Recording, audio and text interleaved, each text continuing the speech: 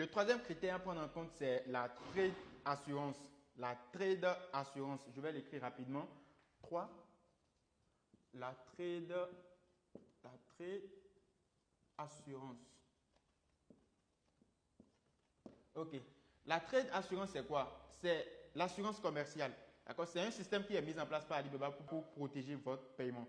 Ce qui vous dire que lorsque vous discutez avec un fournisseur, mais lorsque vous commandez chez un fournisseur et que vous vous faites arnaquer, si le fournisseur a la trade d'assurance, vous aurez facilement de remboursement. Lorsque vous demandez de remboursement à Alibaba, Alibaba pourra facilement vous effectuer de remboursement. Mais si le fournisseur n'a pas la trade d'assurance, c'est que c'est mort.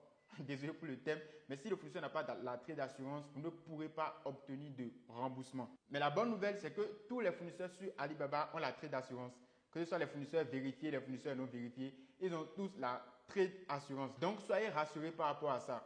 Le quatrième critère à prendre en compte, c'est la recette d'exportation. Je l'écris rapidement. La recette d'exportation. La recette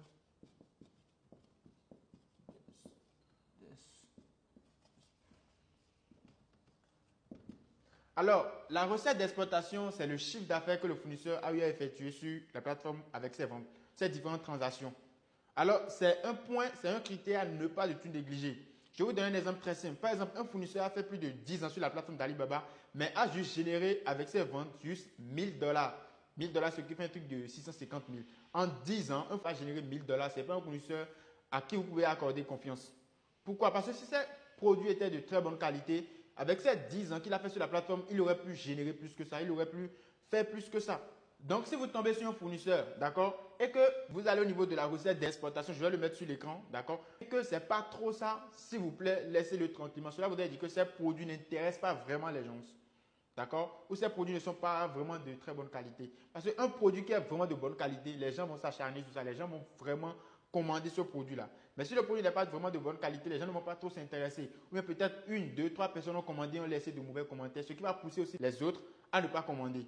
D'accord? Donc ne négligez pas ce critère-là, la recette d'exportation. C'est très important. Lorsque vous vous rendez sur le profil de n'importe quel fournisseur, allez vérifier combien il a pu générer depuis qu'il est sur la plateforme, combien de transactions il a pu effectuer depuis qu'il est sur la plateforme. D'accord? Un fournisseur maintenant, d'accord, qui est sur la plateforme depuis 5 ans et qui a pu générer plus de 500 000 dollars, c'est un bon signe. D'accord? Ou bien qui a pu générer plus de 300 000 dollars, c'est un bon signe. Ou bien 200 000 dollars même, c'est un bon signe. Mais un fournisseur qui est sur la plateforme depuis 5 ans, mais qui a généré juste 5 000 dollars, ça fait réfléchir. Ça fait vraiment réfléchir. Cinquième critère, c'est le taux de livraison. Je répète bien, le taux de livraison. On va l'écrire rapidement. 5. Le